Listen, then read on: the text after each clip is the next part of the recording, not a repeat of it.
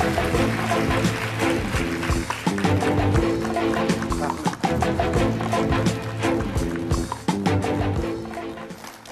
пен көздің бауырым арасында асқақ кеуде соңына қарасын ба, басым кетіп барады білегінде, санам кетіп барады санасында.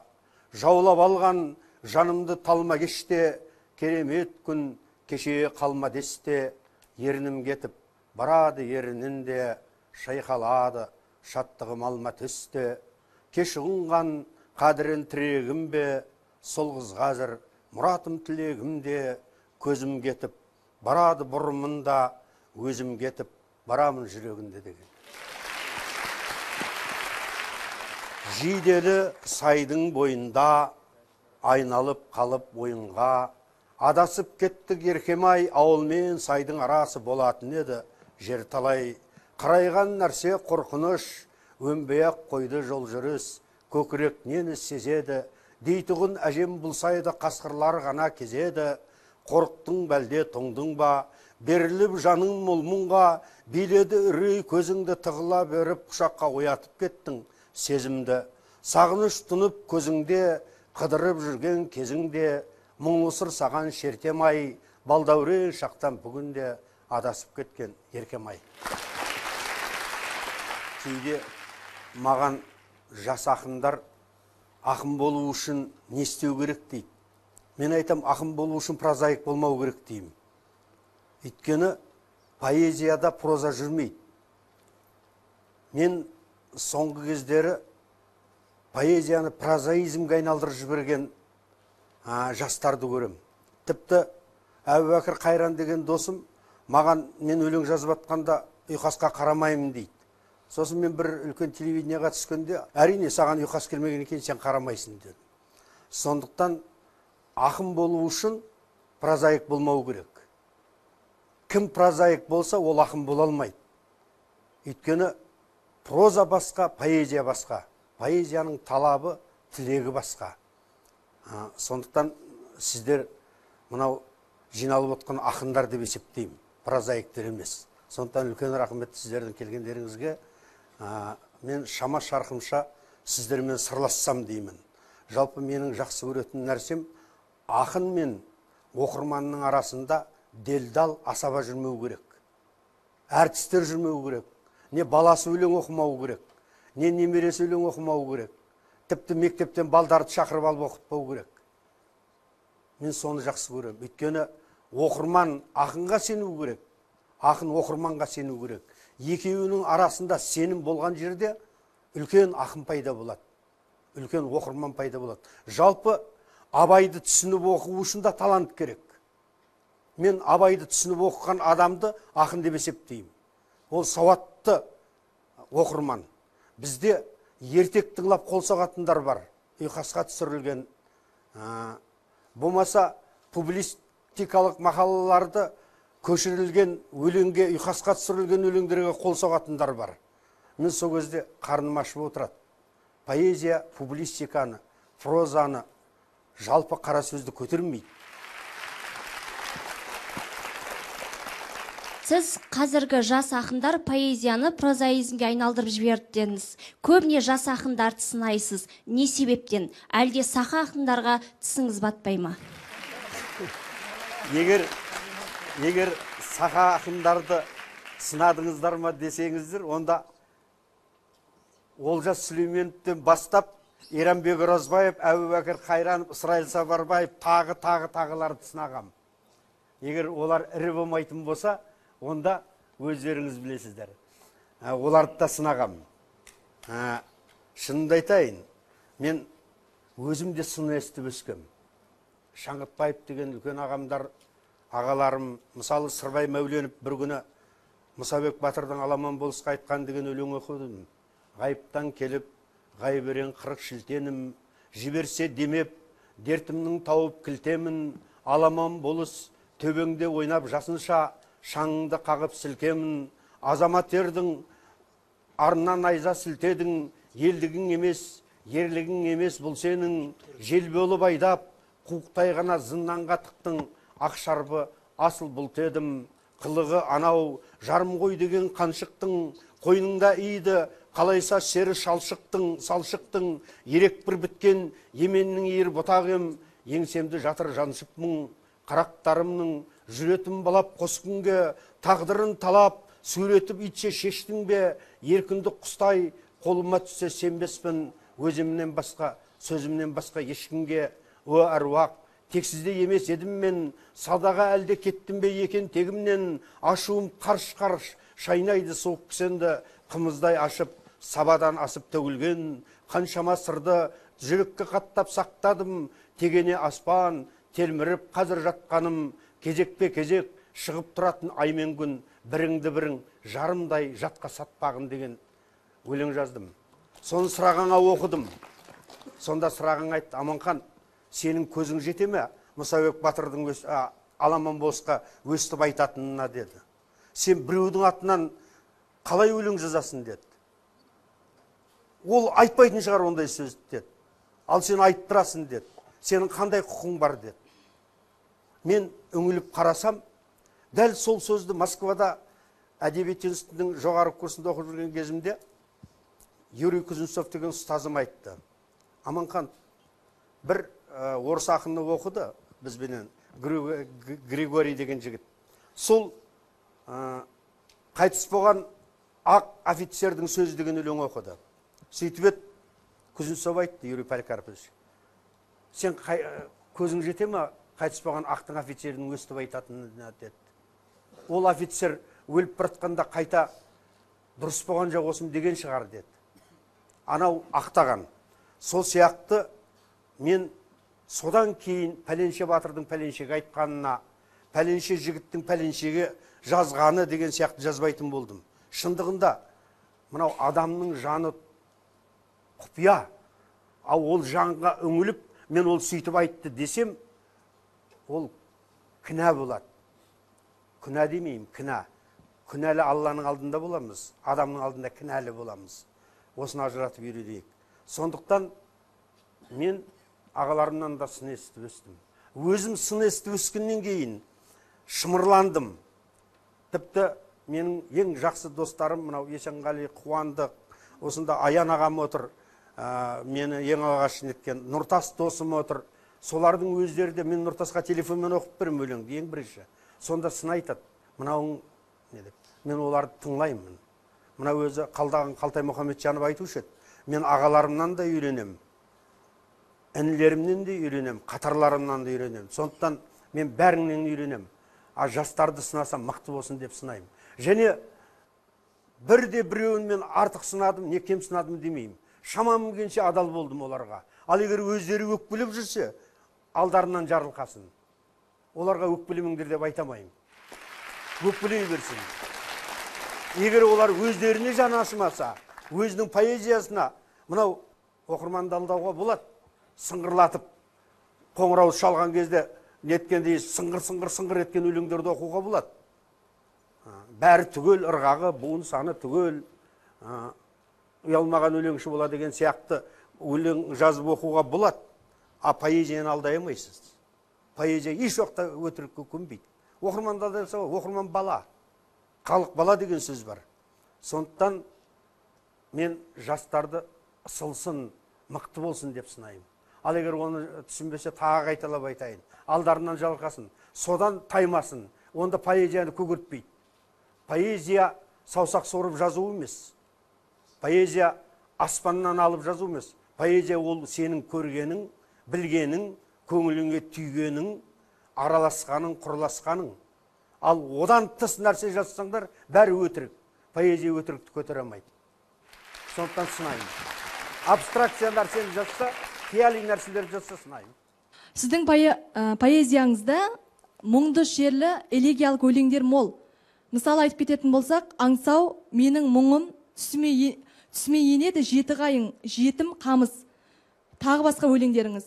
Сізге сұрақ: сізді мұңдандыратын, сізді ойландыратын қандай қасиеттер, қандай құбылыстар? Жалпы мына өзі ақынның бойында екі нәрсе болмаса, мен оны ақын деп есептемеймін.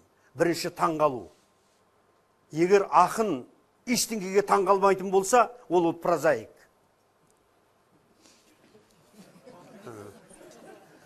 Иә, ол бұл жерде мен салыстырмалы түрде айтып отырмын. Мені дұрыс түсініңіздер. Мына Қуандық досым қозғалыңқырап қалды, өйткені ол прозаик. Иә. Сондықтан мен мынау лирикалық көңіл күйді айтып отырмын. Бұл жерде проза отырып жұмыс істеуді қажет ететін, отыруды, мынау Тәкен көкем айтатыны бар. Тәкен көкем айтқанда жазғаны бар. Аудармаға құл боласың дейді. Прозаны аударғанда құл боласың дейді. Ал поэзияны аударғанда жарысасың дейді. Сол сияқты мен бұл жерде прозаны мұқатып болмаса төмендетіп айтып отқан жоқпын. Жалпы ақындық қасиеттерді айтып отырмын. Ақын таңғалмаса болмайды. Ақын сұлу қызды көргенде таңғалады. Таңның атып келатқан әдемі суретін көріп таңғалады. Күннің батып баратқан керемет суретін көріп таңғалады. Автобустағы бір-бірімен қақтығысқан адамдардың асығыстығын көріп таңғалады. Ақын творчество адамы таңғалмаса болмайды. Мен сондықтан таңғалғанды жақсы көремін. Бұл бірінші қасиет. Екінші, мұңдану. Ақында мұң болмауы мүмкін емес. Ұлы Гетенің сөзі бар. Дүниеге түскен жарықшақтың барлығы ақынның жүрегінен өтеді деген. Егер біреудің мұрны қана батса көшеде, мен соны көріп тұрсам, мен соған қарап бұның мұрны неге қанады деп ойланбасам, мұңданбасам, мен ешкім емеспін. Онда ақын емеспін. Өйткені мұң ақынға тән қасиет. Бірақ ол мұңды артық пайдаланып, жылауға, жылаңқылыққа, көз жасына айналдырып жіберсе, онда ол мұң емес. Ол шер. Шер болғанда көздің жасы. Ол поэзияға жатпайды. Иә, мұң болу керек. Бірақ ол жылаңқы болмау керек. Жылау болмау керек. Мен мұңсыз ақын болатын болса, оны ақын деп есептемеймін.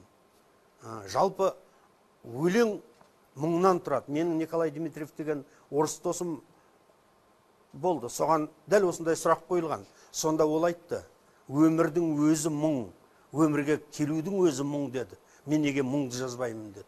Сондықтан шындығында солдай. Мен сол Коля Дмитриев жағындамын. Өмірдің өзі мұң. Мұңды жазбасам, онда мен кіммін? Ақын емеспін. Рахмет сау. Қазіргі әдеби үрдістерде жаңаша ағым, жаңаша бағыт бойынша модернизм, постмодернизм және тағы да басқа измдер бойынша сіз қандай публицистикалық шығармалар жазып жүрсіз, мақалалар? Және осы мақалаларыңызды, үздік туындыларды халық, қазақтар қалай қабылдайды? Осы кезде қалай қабылдап жүр және келешекте қалай қабылдайды? Және тағы бір жүрекке сыз болып батып жүрген бір сұрақ. Қазір өзі халыққа бейтаныс, бірақ сынық қаламын сербеп жүрген, халық оны мойындамаса да, өзін классик санап жүрген ақындар көбейіп барады. Бұған не айтасыз? Жалпы мен измдерді жек көрем. Социализм, коммунизм, тағы не бар?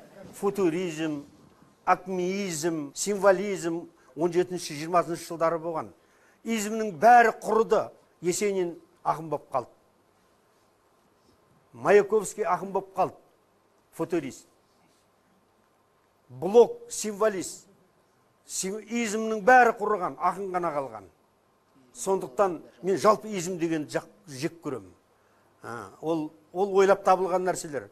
Сосын мынау осы жерде бір нәрсені қатты айтқым келіп тұр. Мынау Тәкен ағамыздың бір сөзін көшіріп алдым, Тәкен көкемнің. Мен өзі Тәкен көкеммен мына Есенғали Аянаға көп араластық. Сонда Тәкен Әлімқұлов бүйтеді: тамырсыз өсімді өспесе дейді, тамырсыз пенденің кітаби білімі ұзаққа бармайды дейді. Не нәрседе тамырдан болу керек, топырақтан өну керек. Ол модернизміңізге, постмодернизміңізге, метафизміңізге бағынбайды ол топырақ. Ол топырақ өйткені. Топырақтан адам жаралған. Топырақтан қол үзу деген нәрсе, ол өзіңнің адами қасиетіңнен қол үзу деген нәрсе. Сондықтан мен ешқандай измді мойындамаймын. Ал енді жаңағы сыншы жігіттерге, жалпы біліп тұрсаң, көзің жетіп тұрса сына. Ал көзің жетпесе, білмесең, жартылай білмесең, сынама. Мен жақында бір жас ақынның сұхбатын оқыдым. Ол айтады: біз жас ақындар жаңа поэзия жасап жатырмыз дейді. жаңалық ашып жатырмыз дейді, интервьюінде айтады. Соны түсінбейді дейді, үлкендерді айтып отыр. Оны түсіну үшін не керек? Мен түсінбеймін. Мысалы, жаңалық ашатын математика емес поэзия. Лирика деген ол математикалық, физикалық заңдылыққа бағынбайды. Жаңалыққа бағынбайды ол. Ол дәстүр. Абайдың өзі, біз Абайды жаңашыл ақын дейді біреулер. Жаңалық әкелді дейді. Абай жаңалық әкелгенде өзіндегі бар топырақтағы нәрсені жаңартты, жасартты, өмір берді. Сөйтіп барып жасады. Біз ауыз екі тілмен жаңалық ашты деп айта береміз. Сегіз аяқ деген өлеңі бар Абайдың, білесіздер. Соны біреулер жаңалық дейді, формалық жаңалық дейді. Ештеңкесі жоқ, қазақта сондай қара өлең бар. Сондықтан мына өзі соңғы кезде бір жастар пайда болды. Біз поэзияға жаңалық әкелеміз деп дәстүрді сызып тастағысы келеді. Мынау Тәкен ағамыздың тағы бір сөзі бар. Мен әтейге алдым осы сөздерді. Асылы ұлттық дәстүрден тысқары тұратын гений болмаса керек дейді. Дәстүрден тысқары гений жоқ. Сосын дәстүрден тысқары ақын жоқ. Поэзия Америка емес ашатын. Американы да ашып қойған баяғыда. Сондықтан поэзияда ешкім ештеңке ашамайды. Поэзияны дамытады, өркейтеді. Сондықтан жас жігіттер еш уақытта, мен жас жігіттерге айтар едім, сендер қазақтың қара өлеңін оқыңдар, жырларды оқыңдар, ертектерді оқыңдар. Міне сонда білесіңдер, қазақ сөзінің құдіреті қанша. Мысалы, менің мынандай жолым бар. Сорғұттың басына сорға қонған Ерназардың бүгінде күйін кештім деген. Біреулер Ерназар кім дейді, жас ақын маған бір күні. Ертек оқымай өскен. Міне, ертек оқып өскен адам, батырлар жырын біліп өскен адам білет. Сондықтан мен не жар сын жазсаң да біліп жаз. Білмеген жерде тоқтау керек. Мен өз басым шынында айтайын, білген жеріме дейін сынайым. Білмеген жерде аяғымды аттап баспайым. Өйткені ар қарата менің ұят болады.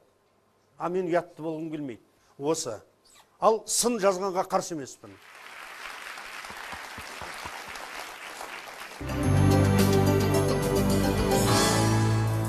Қаламгердің қоғамдағы бүгінгі орны туралы не айтар едіңіз?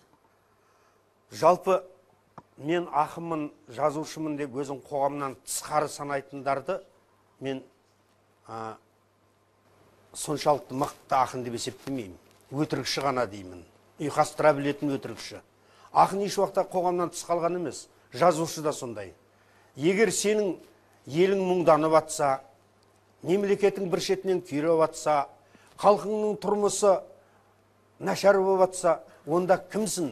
Оған мұңданбасаң, оны жазбасаң, оны қозғамасаң, оны сөз жоқ өлеңмен жазудың керегі жоқ. Кейде лирика көтере алмайтын тақырыптар бар. Өзі лирика дегеннің өзі нәзіктік. Мен қоғамдық өмірден, мемлекет өмірінен тысқары қаламгер болса, онша сене қоймаймын. Сондықтан өзім мемлекет үшін, ел үшін, жер үшін мақала жазам. Ол кезде мен ақын екенімді ұмытам. Мен ол кезде ақын емеспін. Мен адаммын, журналистпін. Қолыма қалам алам. Мынау Маруа деген жазушы болған, атақты сіздер білесіздер. Соған бір күні Черчилль айтады, 35-ші жылы. Мен осыны жақсы көрем өзім. Сонда сабақ маған ол. Сонда Маруаға Черчилль айтады, мына фашизм бой көтеріп келатыр. Немістің танкілері туралы жазыңыз, самолеттері, күшін жазыңыз дейді. Маруа айтады, мен ұлық жазушымын, маған не керек ол дейді. Шындығында да 38-ші жылы бүкіл Европаны фашизм жаулап алды. Сонда Маруа ең атақты адам недегі, жалпы Европадағы. Егер ол айтқанда, халықтың жарты түсінер еді, фашизмнің қандай күш екендігін. Сонда Маруа 38-ші жылы айтады, шындығында Черчилль айтқандай мен неге жазбадым соның бәрін дейді. Мен прозамды тастауым керек еді дейді. Көркем дүниемді, махаббат туралы еңбектерімді дейді.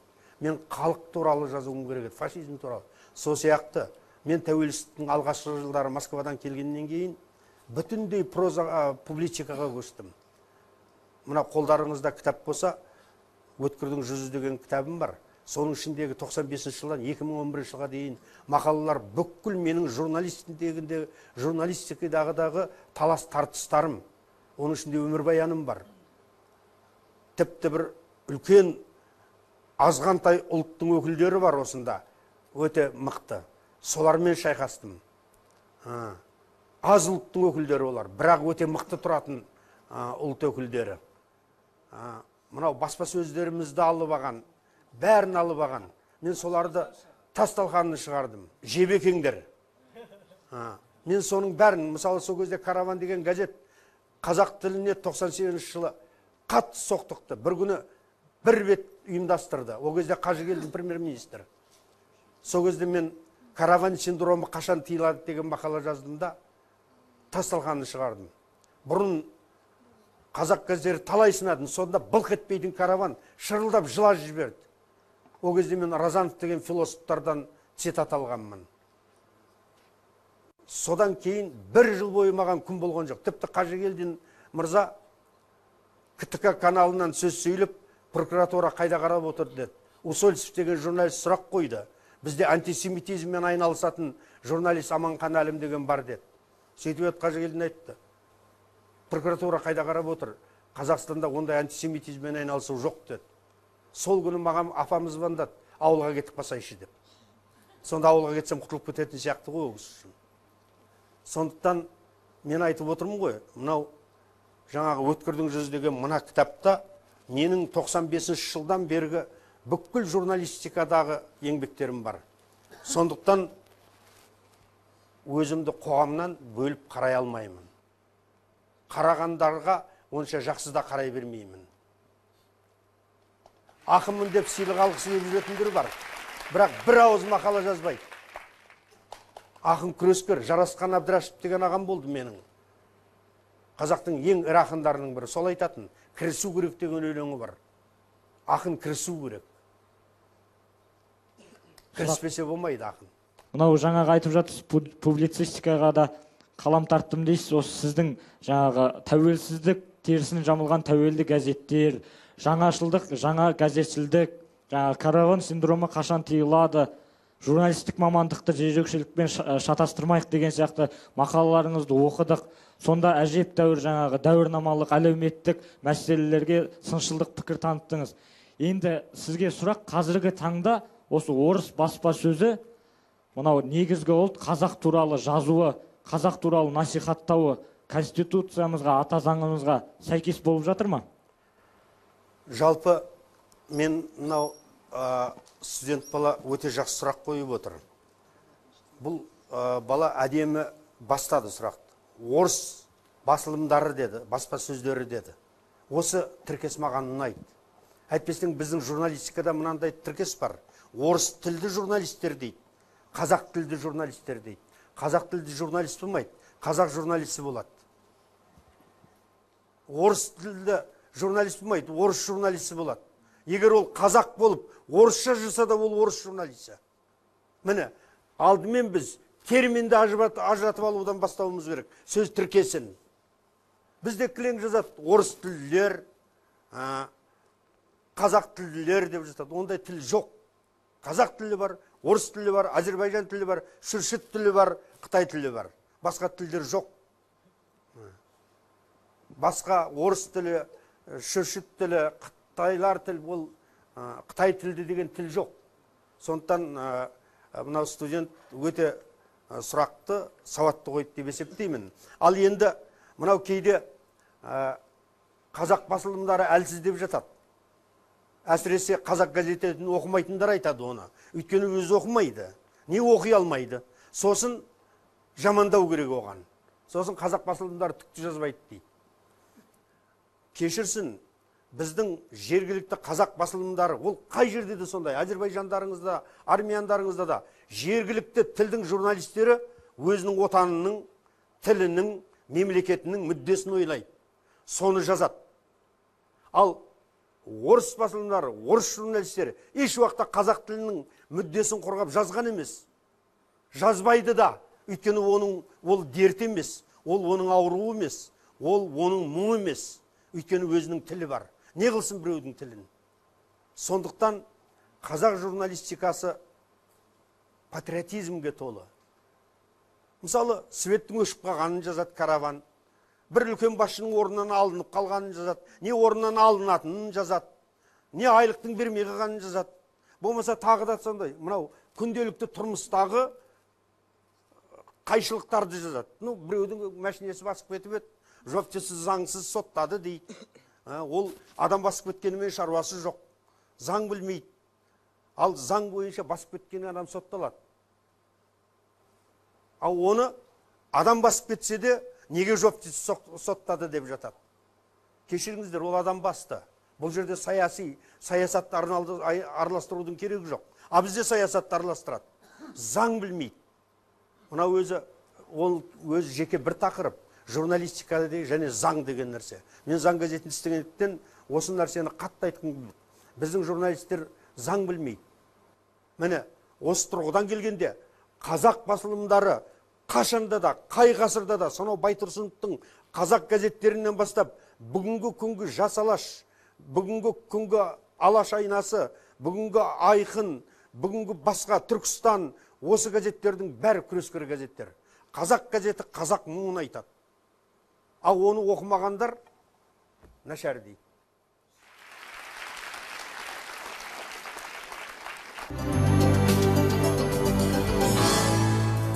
Сіздің махаббат лирикасына арналған өлеңдеріңізде сезімнің оттай лаулағанын сезінеміз. Сізге сұрақ, жан дүниеңізді баураған қыздарға, келіншектерге арналған өлең жырларыңыздың жайы қалай? Қазіргі жайы қалай? Мынау Расул Гамзатовтың бір өлеңі бар. Мен саған жолыққанға дейін 1000 қызға ғашық болдым деген. Расул Гамзатовтың өлеңі бар. Бірақ соның бәрі сен едің дейді. Сол сияқты өзіңнің жарыңды, өмірлік досыңды тапқанша сен ғашық болып жүресің. Ақырында соның бәрі жиналады, жаңағы ғашық болған қыздарыңның бәрі жиналып кеп саған бір қыз болып жолығады. Сосын сен әлігі ғашық болған қыздарың бәрін жайына қалдырып, мен сияқты арпалысып жалғыз қаласыздар. Сондықтан әйел затына, жалпы сұлулыққа, әйел деген сұлулық деген сөз. Мен сұлу емес әйелді білмеймін. Мен бұл жағынан, түр жағынан айтып жоқпын. Түр жағын, кескін келбет жағынан айтып. Жалпы әйел деген сөздің өзі сұлулық. Оның үйіңде жүргені сұлулық. Үйіңнің көргін кірдіріп жүргені сұлулық. Қызметіңде жүрген тұрғаны сұлулық. Сен оған қалай таңғалмайсың, қалай жазбайсың? Ал қазіргі жайың, өткеніңізді аңсап жазу. Өткеніңді аңсап жазу. Мысалы, мен өлең оқып берейін. Көнермедім, білмеймін, көнбес педім. Мен 18, сен онда 15 дедің. Оралының барында ойнап күліп, махаббаттың сезінген өлмес демін. Ойын қуды балалық қырда қалып, отырушы аяқты сырға малып. Адам оғып болмайтын ұшпа сезім, бойды алып сол көзде тұрған анық. Жатаған жардаймалап толқын майда, жататын жайма мінез сол түн қайда. Тыныштық тұнып тұрған тұнбасудай, көтеріп кетушеді шолпындайға. Мысалы, сенің тілсіз толқысыңдай, сен де бір сезермедің сол тұсымдай. Тұрушың иығыма иек артып, үйренген жемген момын қолқысындай. Үн-түнсіз қашып шығып үйіштен біз, төсіме төсі келіп түйіскен қыз. Ен тоғай, сұлу сырды куә етіп, есімде айлы түнде сүйіскен біз. Айтқанда қорқытпайды, үркітпейді, келетін гүлін жайды біртіктейге. Сол сүйіс ерініміз ауырғанша ұйқымнан оятады, түртіктейді дейді. Қазіргі махаббатымыз сондай. Аңсау, сағыну. Темірхан Медетбектің бір атақты сөзі бар. Есенғалилар, Айекеңдер бәрі білет. Аманханның сәлемдесуге келе жатқанның өзі төбелесуге келе жатқан адам сияқты дейді. Менің мына көз бояуы жоқ көріністер деген кітабымда да сен туралы бір жолдар бар екен. Міне бұлай. Аманхан екеуміз Арасанға бардық. Бір аққұлақ сары келген бетте шұбатылған кезекті басып жаншып алғоза берді. Аманхан атылып барып алқымнан алды. Барлы уақытта бірінші боп үйренгенсіңдер. Енді бірінші бола алмайсыңдар деді орысшалап. Ескі шенеунік заманның өткеніне өкінгендей, ой, сендерге не болған өзі деп қазақша сөйлеп қоя берді. Тілдің құдіретіне таң қалдым. Тілде басына бұлт үйірілгенде тұсауын ағытады екен. Осылардың бәрін Арасанға кеп, бір-бір сүңгітіп алса дедім, қайтар жолда Аманханға. Жуындыратын уақыт жетті деп ызалана жауап берді ол. Осыдан сұрақ туындайды. Қоғамда үстіне кір жұқтырып алған азаматтар туралы не айтасың, әбеке? Мына өзі жаңа айттым ғой, өзіңді қоғамнан бөліп қарай алмайсың деп. Адам пенде болғаннан кейін кемшілік болады. Мына өзі кемшілік дегеннің өзі адам жаратылған кезден басталған. Анау жұмақтан неге кеттік жерге? Сол кемшілігіміз арқылы кеттік. Ол кемшілік адам бойындағы пенденің қасиеті. Бірақ ол кемшілік адами қадір қасиеттен асып кеткен кезде ол қылмысқа айналады. Мен соны жек көрем. Кемшілігі бар адамдарды жек көрмеймін. Өйткені ол табиғи процесс. Адам бойында, мынау пайғамбарымыздың өзі айтады. Алла тағалада ғана кемшілік жоқ дейді. Менде де кемшілік бар дейді. Міне, пайғамбарымыз сөйтіп айтып тұрғанда, Аманхан кім? Ешкім емес. Сондықтан мен адамдардың кемшілігіне кешіріммен қараймын, адамдардың кемшілігіне кеңшілікпен қараймын, түсіністікпен қараймын. Ал егер ол жаңағы шектен асқан тұста, мен ондай адамды кешіре алмаймын. Өйткені немқұрайлы қарай алмаймын. Мына өзі Ясинский айтты деген сөз бар. Досыңнан қорықпа, азар тегі сатып кетеді дейді. Жауынан қорықпа, азар тегі өлтіреді дейді. Қорықсаң немқұрайлылықтан қорық дейді. Ол сені сатады да өлтіреді дейді. Сондықтан мына қоғамымызды білдіріп жүрген нәрсе немқұрайлылық. Аманхан аға, сіздің мынау сарғайған сағыныштан сарала көз, сіз бізге көңілсіздеу қарамаңыз, мық жусан, мығым жатқан жер тістеніп, екеуміз болашаққа бара аламыз деген осы Айнұр Алақанында деген кітабыңызда бар. Сол сияқты сіздің енді Құдай қаласа болашаққа баратынына поэзияңыздың өзіңіздің оған күмән жоқ. Сосын сіздің жаңа немқұрайлық жаман деп жассыз, оныңызда рас, шын болымысыңыз, сіз араласасыз, мысалы жастарға жаңағы ақылыңызды айтасыз, аға болып, 60-қа келгендегі жап-жассыз жігітсіз, осының өзі жастармен араласқан жан дүниеңіздің тазалығынан, сондықтан деп ойлаймын. Сондықтан поэзиядағы ең керемет ұлы құдірет ол адамдағы тазалықтан келеді. Егер таза адам болмаса, ол таза поэзияда тумайды деп ойлаймын. Енді осы жерде осы тазалықтың барлығын бүлдіретін нәрселер осы поэзияда мына адамзат қоғамындағы түрлі ережелер, түрлі өзіміздің жасап алған ережелеріміз бар ғой. Мысалы, сыйлықтар, осы поэзияны бағалайтұғын, әртүрлі бәйгелер, жарыстар, мүшәйралар, осылардың төңірегінде қандай ойларыңыз бар? Осының барлығы өлшем бе? Осылардың біріншісіне жету, оның керемет жоғарғы деңгейін алу. Сыйлық деген нәрсеге шынымды айтайын, жүрдім бардым қараймын. Менің мынау осында мүшәйраға қатыспайтын ақындар бар. Есенғали досым, мен, тағы да осында жігіттер бар. Мүшәйраға қатысқым келмейді. Неге? Мен қазір өлеңімнің жарық көргеніне, сыйлық алатынына қуанатын жас емеспін. Мен қазір өлеңімнің оқырман жүрегіне жол тартып, соларға ләззат беретіндей, солардың ойынан шығатындай нәрсені күтіп жүрген ақынмын. Жалпы ақын болам деген жігіттер сыйлықтан бұрын өлеңді ойлану керек. Сол. Мен сыйлыққа қызықпаймын. Ассаламағалейкум, Аманхан аға. Мынандай сұрақ, қазіргі мынау қоғамдағы саяси қоғамдық проблемаларды шешуде жазушылар одағы қаншалықты өз рөлін ойнап жүр толыққанды? Бірінші сұрағым. Екінші сұрағым сізге мынау қазіргі қоғамдағы жастарға деген аға буынның тәрбиесі қаншалықты дұрыс беріліп жатыр? Жастарға көңіліңіз тола ма жалпы? Біз жазушылар көппіз.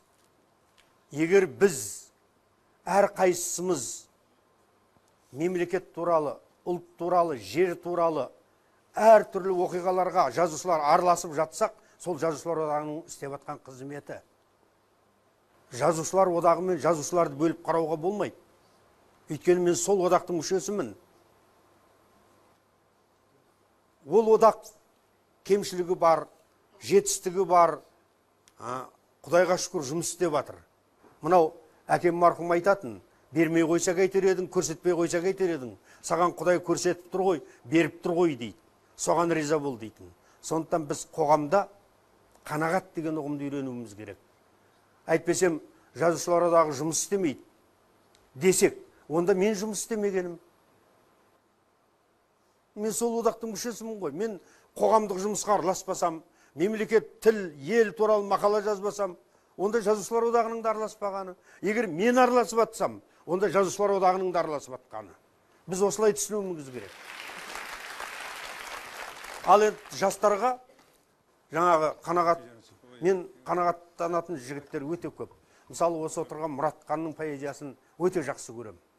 Жинақы, мынау Саят отыр, мына Бауыржан отыр, Жақсылық отыр.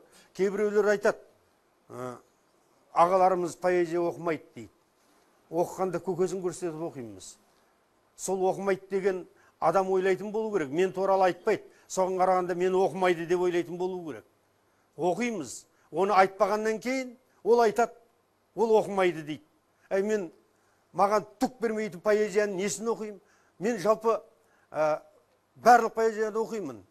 Бір оқимын да қайтып тастаймын. Қайтып оралмаймын оған. Өйткені ақпарат алдым. Оның қандай ақын екенін білдім, кім екенін білдім. Сосын қайтып оралмаймын. Ал егер мен жақсы көретін ақын болып бірден өлең ұнаса, мен сол ақынға оралып отырам. Деңгейі қандай болып баратыр, өсу жолы қандай болып баратыр, қай бағытта кетіп баратыр деп. Ал мен ұнатпаған кітабымды екінші қайтып оқымаймын. Өйткені ол маған түк бермейді.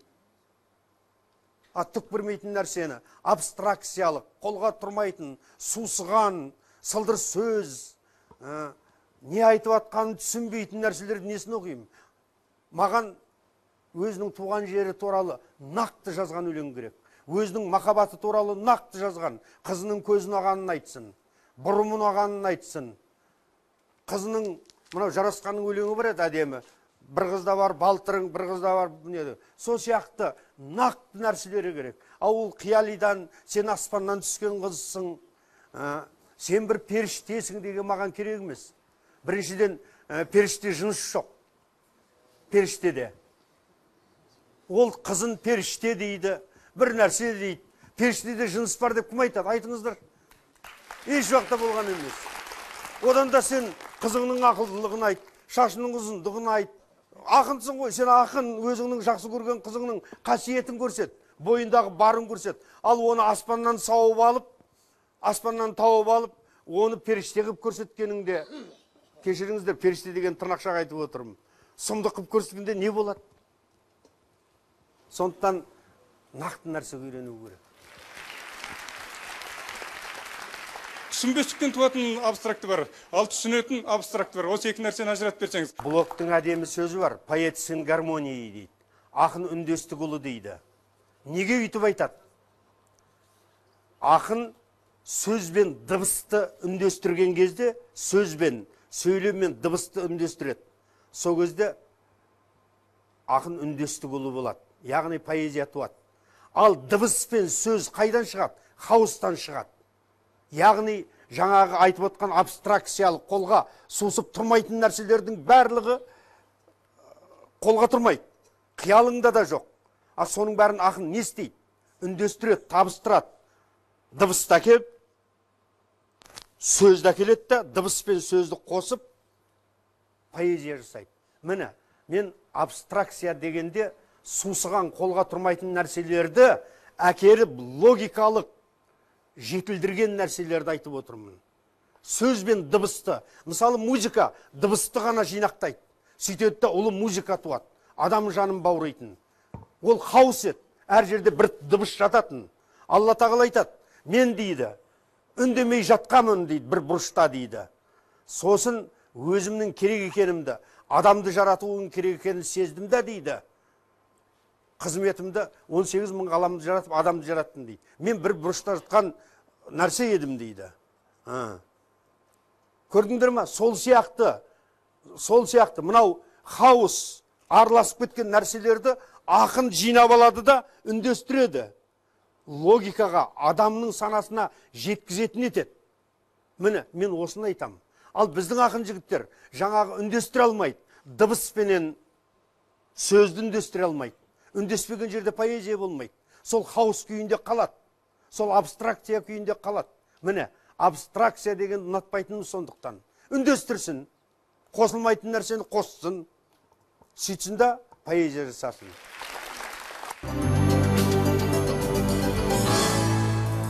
Аманқан, мен ылғи сенің поэзияңды өзім өте жақсы көрем. Өзіңді оқып беріп тұрасың.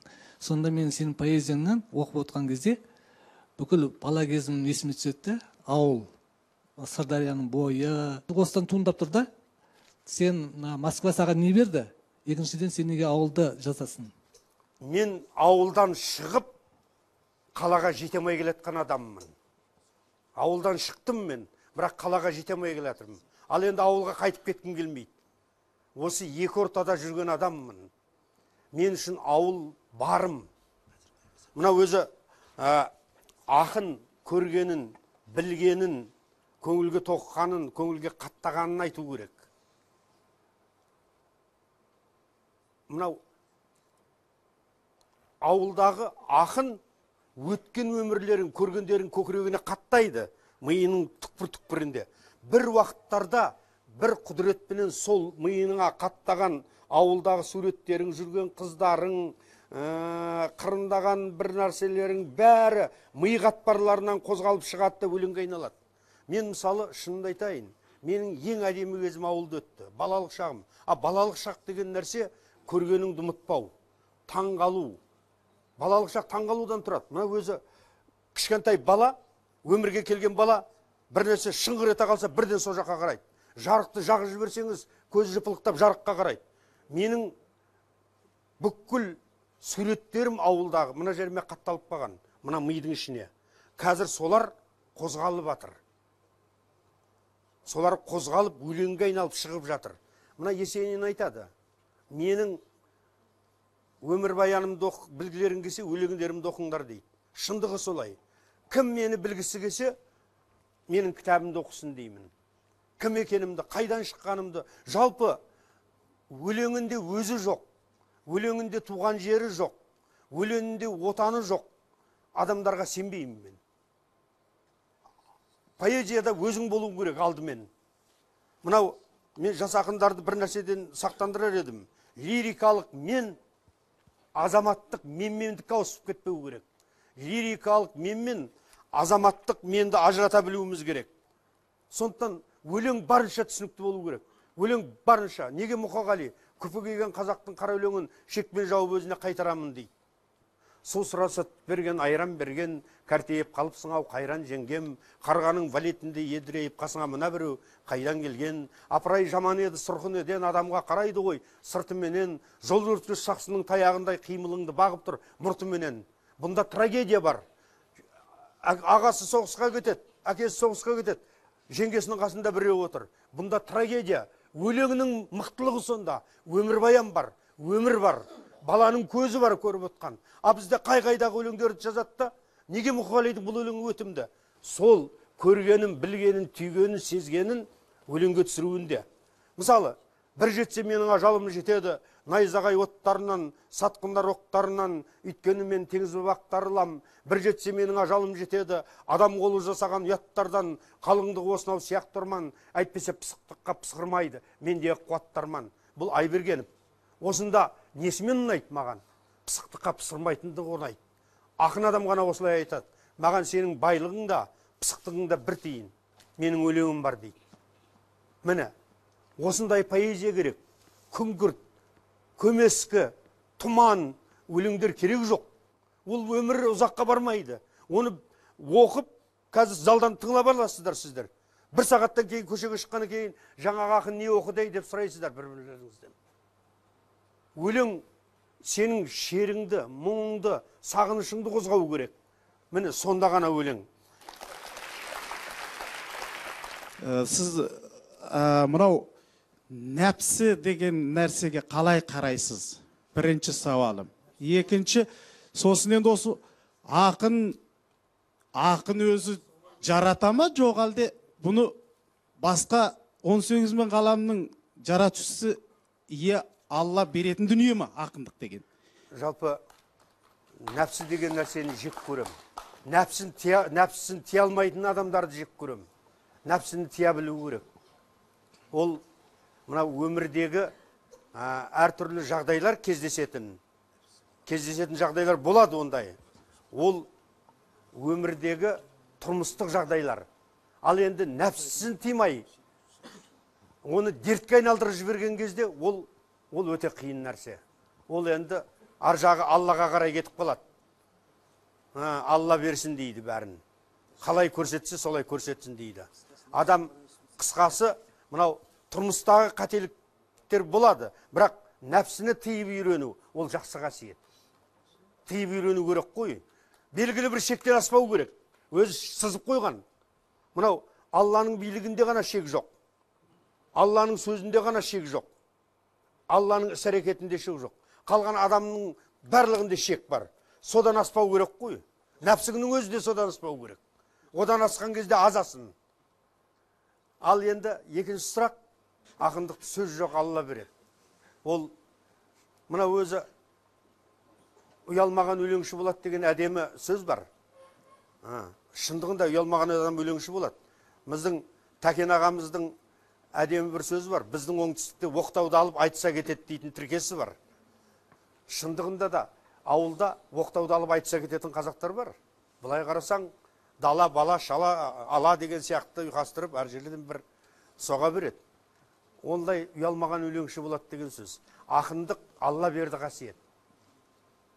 Алла берген нәрсе. Мысалы, мен кейде айтамын, мен поэзиямды отбасымнан да артық жақсы көремін деймін. Өйткені мен отбасыма, жарыма кейін жолықтым. Ақыл есім толысқан кезде, тұрмыстың, тірліктің заңдылығы бойынша. Ал поэзиямен мен анамның құрсағында өмірге келген кезде неткем, жолыққам. Сондықтан поэзия мен үшін бәрі. Ол отбасым, ол менің өмірім. Сондықтан мен поэзияны бәрінен жоғары қоям.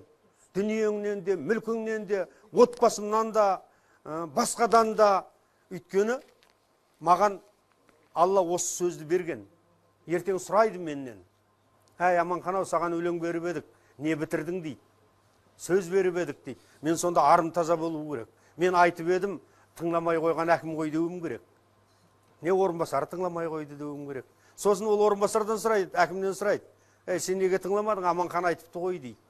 Сондықтан мен Алла берген сөзді айтам. Журналист жалпы проблеманы шешпейді.